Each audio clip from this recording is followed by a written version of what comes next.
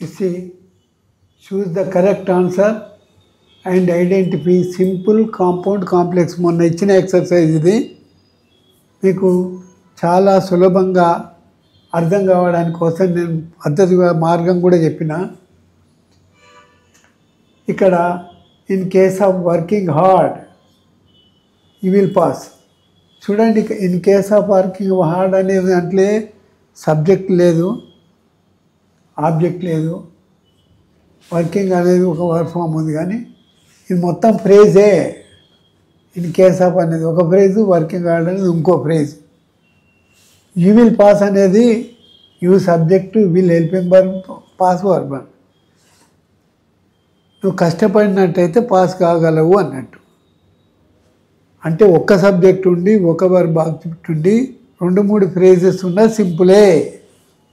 మీరు రాసుకుంటే చెక్ చేసుకో. You work hard, you subject work verb, hard adverb, then you will pass. 2 విడివిడి వాక్యాలు ఉన్నాయి. యూ విల్ పాస్ అంటే నువ్వు పాస్ కాగలవు, యూ వర్క్ హార్డ్ అనేది మీరు కష్టపడాలి. ఏ దానికి అది ఇండిపెండెంట్ వాక్యాలు ఉన్నాయి, నడమ కంజక్షన్ ఉంది, అది కాంపౌండ్. అట్లా మీరు సొంతంగా సెంటెన్సెస్ చేసే ప్రయత్నం చేయాలి, చేసి చెక్ చూసుకోవాలి. If you work hard, it only మొట్టమొదటి ఒక కండిషన్ ఉంది, ఇఫ్ అనేది యాడ్వర్బ్. ఒకవేళ నువ్వు కష్టపడితే యూ విల్ పాస్. ఈ ఇంట్లో కూడా 2 వాక్యాలు ఉంటాయి కాంప్లెక్స్లో, కానీ ముందు ప్రిపోజిషన్ అన్నా ఒక యాడ్వర్బ్ అన్నా ఏదన్నా ఒకటి ఉంటుంది. ఇది main verb. You will pass అనేది main clause. If you work hard అనేది నువ్వు కష్టపడినట్టయితే అనేది దాని మీద ఇది ఆధారపడి ఉంటుంది. ఇది పూర్తి అర్థమైంది, నువ్వు కష్టపడితే ఏమవుతుంది మరి అని.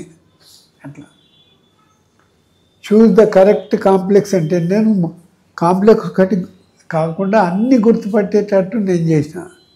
ఇప్పుడు ఇది చూడగానే ఇక్కడ though England played well they lost the match. ఇక్కడ దో అనేది ముందు ప్రిపోజిషన్ వచ్చింది. England subject played verb to well adverb. They lost the match, మళ్ళీ they subject lost verb to the match object. ఇక్కడ కామా ఉండాలి. ఇది కాంప్లెక్స్. మరి simple ఏంది? Playing well, England lost match. మంచిగా ఆడుకుంటూనే ఓడిపోయిన వాళ్ళు England. England played well but they lost match. ఇక్కడ కంజక్షన్ ఉంది, రెండిట్లో సబ్జెక్ట్ ఉన్నాయి. Subject England, played verb to well adverb, but conjunction they played, they subject last verb to the match. 2 సబ్జెక్టులు, 2 వర్బులు, 2 ఆబ్జెక్టులు, విడివిడి వాక్యాలు ఉండి నడమ కంజక్షన్ ఉంటే కాంపౌండ్. సింపుల్ ఏమో ప్లేయింగ్ వెల్, ఇది ఒక ఫ్రేజ్ ఉంది, ఇంగ్లాండ్ లాస్ట్ మ్యాచ్ కథ. ఇందులో ఒకటే సబ్జెక్ట్ ఉంది, ఒక వెర్బ్, ఒక ఆబ్జెక్ట్ ఉండి ఒక ఫ్రేజ్ ఉంది. అట్లా సింపుల్లో. దీన్ని బట్టి అన్నిట్లా మార్చవచ్చు. Next, choose the correct compound sentence. ఇప్పుడు మీరు బాగా గమనించుకోవాలి, కాంపౌండ్ సెంటెన్స్ అనగానే 2 ఇండిపెండెంట్ సెంటెన్సెస్ ఉండాలి, నడమ కంజక్షన్ ఉండాలి. 2 సబ్జెక్టులు, 2 వెర్బులు, 2 ఆబ్జెక్టులు, ఒకదానిపైన ఒకటి ఆధారపడకుండా ఉండాలి. ఇప్పుడు చూడండి, ఇలా he is poor but he is honest, ఇది కాంపౌండ్. ఈ సబ్జెక్ట్ ఈజ్ బి1 పూర్, అతను బిదవాడు,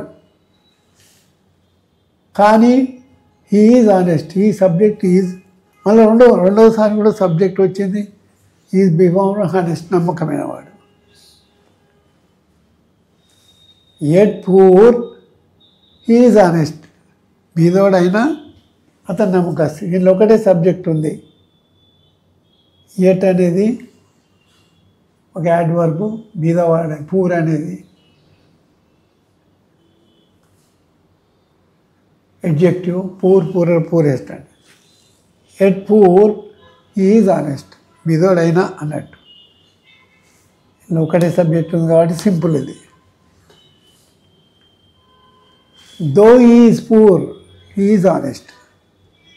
దో అనేది ముందే ఒక యాడ్వర్బ్ వచ్చింది, ప్రిపోజిషన్గా వాడారు.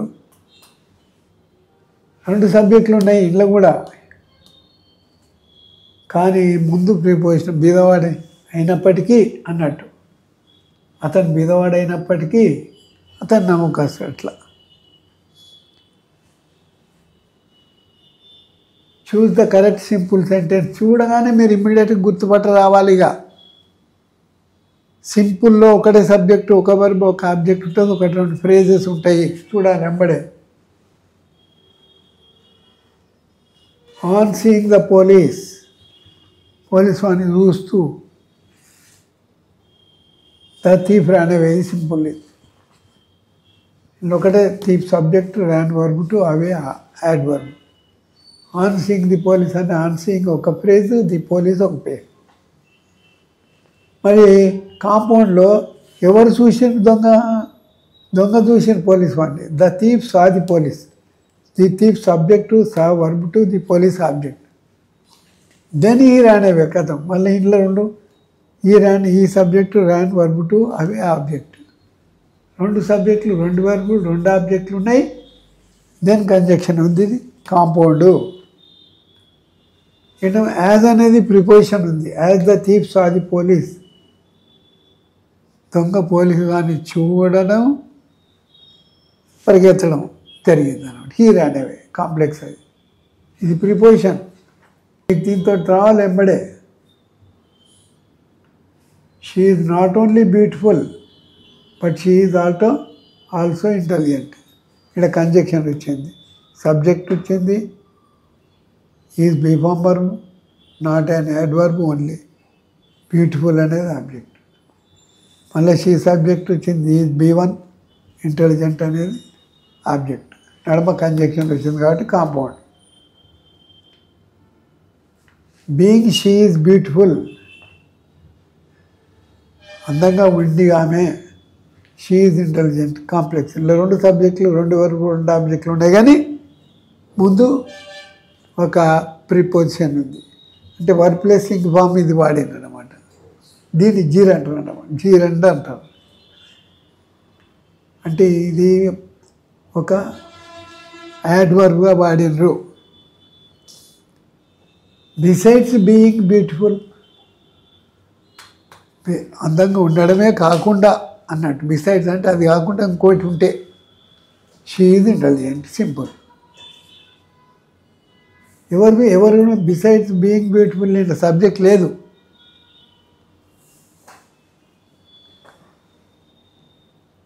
రెండో సెంటెన్స్ సబ్జెక్ట్ ఉంది అట్లా, కాబట్టి అది సింపుల్ అట్లా.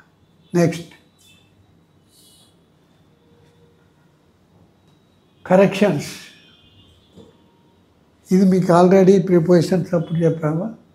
In is used with the names of countries and large towns. పెద్ద పట్టణాలకు, సిటీస్కు, దేశాలకు ఇన్ వాడాలి. It is used with the names of small towns and villages. చిన్న ఊర్లకు, చిన్న పట్టణాలకు ఎట్ వాడాలి.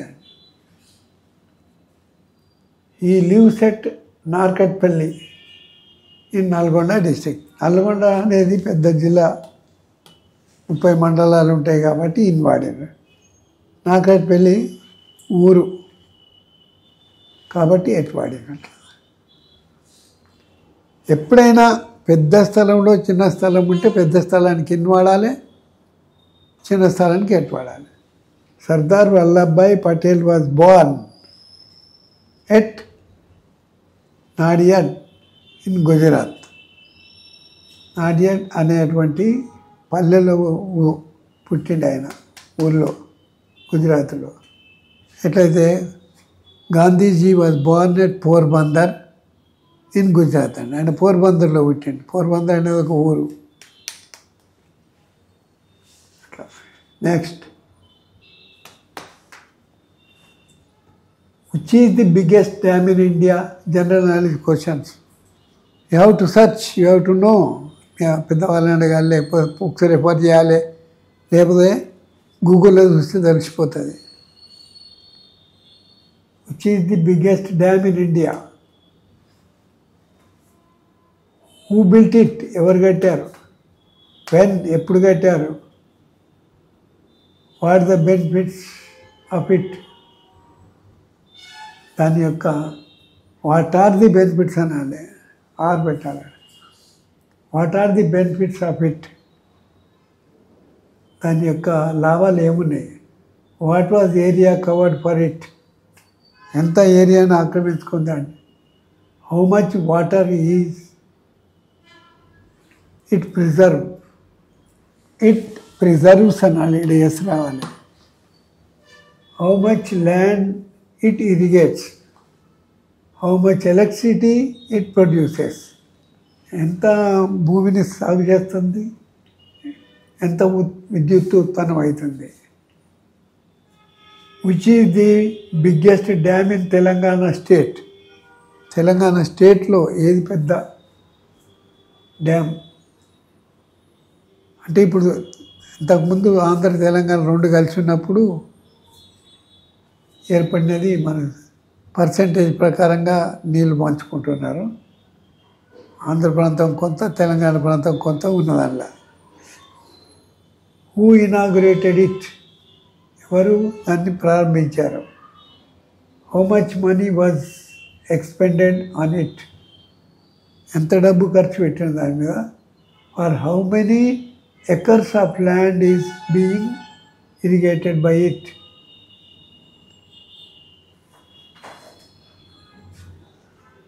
ఎన్ని ఎకరాల భూమి ఇది సాగు చేస్తున్నారు దీంతో?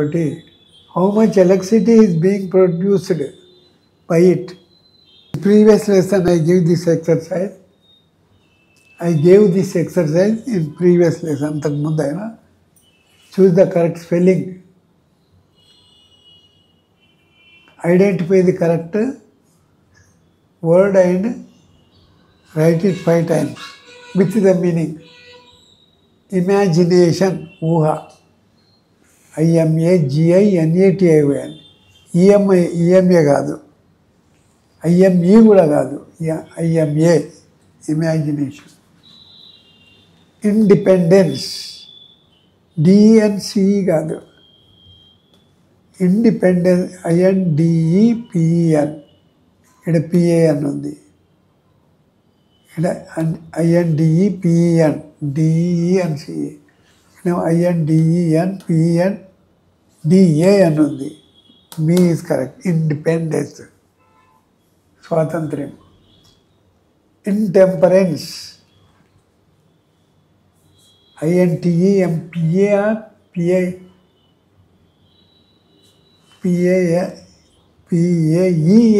ఇచ్చారు. ENTAMPERANC, ENTEMPERANC.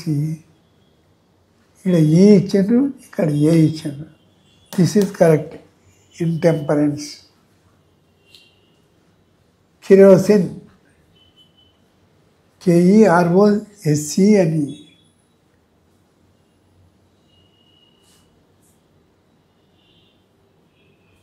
RO కాదు, RI కాదు.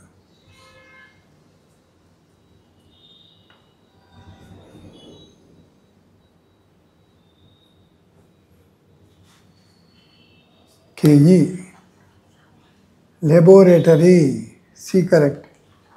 LABORATORY, laboratory. ప్రయోగశాల.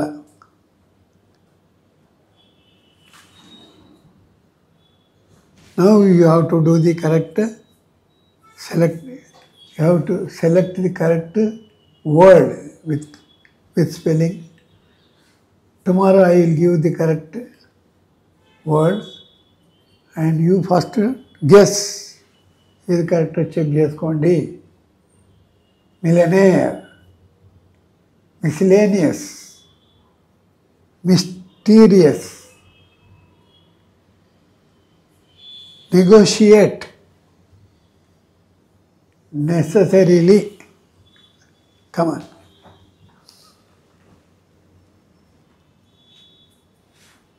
కొత్తగా ఇంకోటి ఇంట్రడ్యూస్ చేస్తున్నాం ఇక్కడ, changing the verb forms into nouns.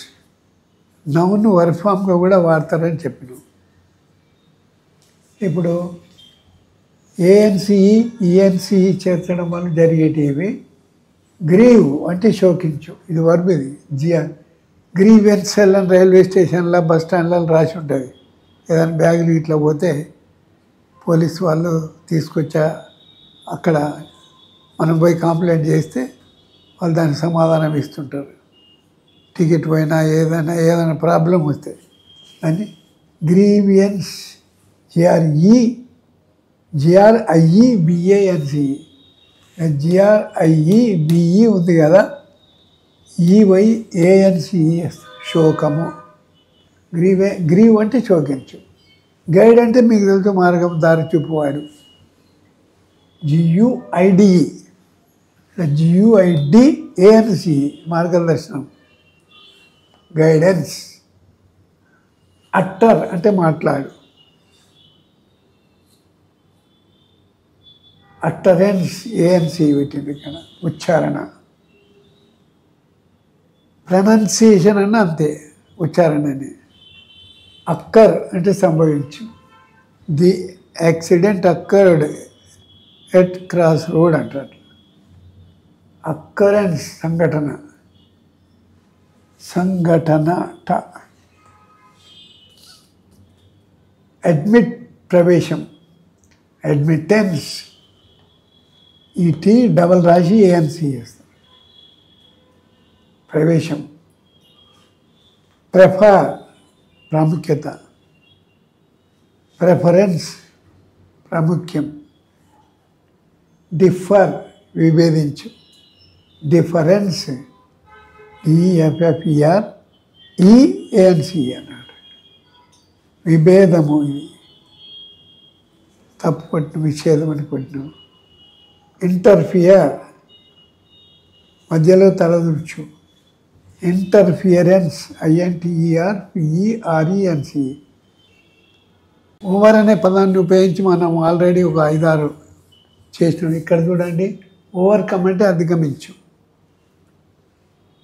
The student should overcome all the problems. ఇంటికాడ ఆర్థిక వ్యవస్థలో అవన్నీ అధిగమించాలి. And succeed in reaching his goal in studies and get first rank. చాలామందికి చదువుకోవడానికి పుస్తకాలు ఉండేవి, లైట్ ఉండదు. వీధి లైట్ కింద కూర్చొని చదువుకొని డాక్టర్లు అయిన వాళ్ళని కూడా చూశాను నేను. పుటాన్ అంటే టు వేర్, ధరించు అన్నట్టు. ద యోగీస్ అంటే సెయింట్స్, సన్యాసులు. Put on orange dress during their whole life. వాళ్ళ జీవితాంతం కాషాయ వస్త్రాలు ధరిస్తారు. పుట్ ఆఫ్ అంటే పోస్ట్ పోన్.